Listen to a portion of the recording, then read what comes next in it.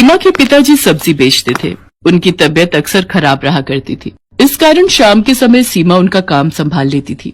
एक दिन वो सब्जी बेच रही थी। एक लड़का गौरव उसके ठेले पर आया। गौरव का उस पर दिल आ गया। उसने मन ही मन सोचा कि कितनी प्यारी सी लड़की है, काश ऐसी लड़की मेरी जीवन साथी हो। क्या सोच रहे हो, कुछ चाहिए क्या? ओ हाँ, वो मैं भूल गया था। आधा किलो पालक और आधा किलो आलू चाहिए। सीमा ने सब्जी तौल कर रख दी। अब तो गौरव रोज सीमा को देखने के बहाने से सब्जी खरीदने आने लगा। एक दिन सीमा के पिताजी से गौरव ने कहा, मैं आपकी बेटी को बहुत पसंद करता हूँ और उससे शादी करना चाहता हूँ। क्या काम करते हो? पढ़ा लिखा हूँ लेकिन अभी बेरोजगार हूँ, नौकरी ढूंढ रहा हूँ। गरीब हूँ लेकिन आपकी बेटी को पलकों पर बिठा के रखूंगा। मुझे आपकी बेटी के अलावा कुछ नहीं चाहिए। गरीब आदमी के लिए बिना दहेज दिए बेटी का हाथ किसी के हाथ में देना बहुत बड़ी बात थी, इसलिए उन्होंने शादी के लिए हाँ कर दी। साधारण तरीके से गौरव और सीमा की शादी हो गई। आओ बहू, हमारे घर में तुम्हारा स्वागत है। सीमा ने चारों तरफ देखा। गौरव का घर ज्यादा बड़ा तो नहीं था, मगर हाँ, उसके घर से अच्छा था। उसने सरला के पैर छुए तो सरला ने ढेरों आशीर्वाद दिए। कुछ दिनों बाद गौरव को एक प्राइवेट नौकरी मिल गई, लेकिन कुछ ही महीनों बाद वो छूट गई। ऐसे कैसे काम चलेगा गौरव? कुछ काम तो करना ही पड़ेगा। बोलो क्या करूँ सीमा? है पकौड़े तलूं? डिग्रियां लेकर भी कोई जॉब नहीं मिल रही और जो मिलती है महीने 2 महीने बाद छूट जाती है। बहू, जमा जोड़ा सब खत्म हो चुका है। इसकी नौकरी से भी क्या गुजारा है। इतने खर्चे हैं गृहस्थी के, ये भी बेचारा क्या करे। जानती हूँ माँ जी, ये भी परेशान है, लेकिन अगर ज्यादा नहीं तो थोड़े पैसों में ही कर ले। साग सब्जी का तो खर्चा निकल ही आएगा। कुछ दिनों बाद गौरव को जॉब मिल गई, लेकिन सैलरी केवल 8,000 रुपए थी। इस समय पैसों की बहुत जरूरत थी, इसलिए उसने हाँ कर दी। बहू, आज खाने में क्या बनाया है? कुछ नहीं माँ जी, घर में कोई सब्जी नहीं है। मैं सोच रही थी कि मैं घर आऊँ। पापा 2-4 दिन की सब्जी तो रख ही देंगे हमारे लिए। नहीं बहू, ऐसे अच्छा नहीं लगता। वैसे भी क्या कहेंगे कि खर्चा खत्म हो जाता है तो बेटी को हमारे यहाँ भेज देते हैं साग सब्जी लेने। ठीक है तो माँ जी, रोटी बना दी है। मेरी मम्मी ने थोड़ा अचार दिया था, उसी से खा लेंगे। वैसे भी सब्जी के लिए पैसे नहीं है। गौरव की सैलरी भी महीने के आखिर में मिलेगी। सीमा ने खाना परोस दिया। थाली में रोटी और अचार रख दिया। अरे आज तुमने सब्जी नहीं बनाई है क्या? सब्जी के लिए पैसे नहीं है गौरव, कुछ दिन अचार से ही खानी पड़ेगी रोटी। बहू, ये अचार तो बहुत ही लाजवाब है। ये किसने बनाया? मेरी मम्मी बनाती है माँ जी, वैसे मैं भी बना लेती हूँ। आपकी सैलरी मिल जाए तो तुम भी ये अचार जरूर बनाना। सच में बहुत बढ़िया लग रहा है। मेरी मम्मी कहती है अगर एक समय को सब्जी ना मिले तो अचार से रोटी खाई जा सकती है। अरे बहू, इतना स्वादिष्ट अचार मिले तो मैं हर समय अचार के साथ ही रोटी खाऊं। उसके कुछ दिनों बाद सीमा अपनी सास से कहती है, माँ जी, कुछ नींबू रखे थे, मैंने उनका अचार बनाया है, जरा ये भी चख कर बताओ। सच में लगता है जादू है तुम दोनों माँ बेटी के हाथों में। जो कोई खाए उंगलियां चाटता ही रह जाए। एक बात कहूँ जी?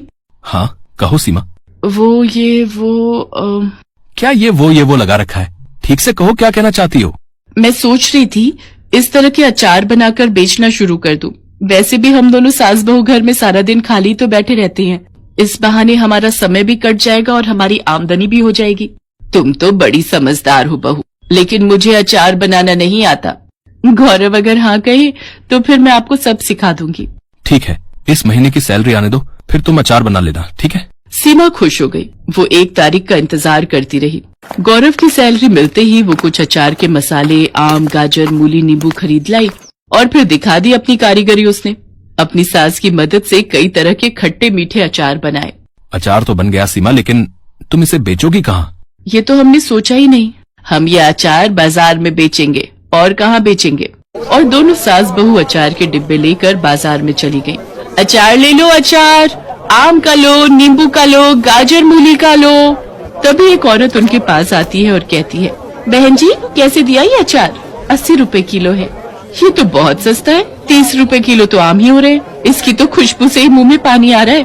पता नहीं खाने में कैसा होगा। पहले चख कर देखिए, फिर खरीदिए। वाह वाह, मजा आ गया। जैसी खुशबू वैसा अचार। लाओ 1 किलो दे दो। हमारी बहू प्रेग्नेंट है, खाएगी तो उसका मन अच्छा हो जाएगा। उस दिन उनका सारा अचार बिक गया। सास बहू दोनों के चेहरे खुशी से खिल गए। वैसे ज्यादा फायदा नहीं हुआ था, क्योंकि अचार उन्होंने सस्ते में बेचा था, लेकिन एक उम्मीद की किरण नजर आई कि उनका काम चल निकलेगा। अगले दिन सीमा सरला से कहती है, माँ जी, आप सब्जियां काटिए, तब तक मैं मसाला बनाती हूँ। बहू, आज कुछ ज्यादा अचार बनाएंगे। और वो हर हफ्ते अचार बनाकर बेचने लगी और अब अचार ज्यादा बिकने लगा।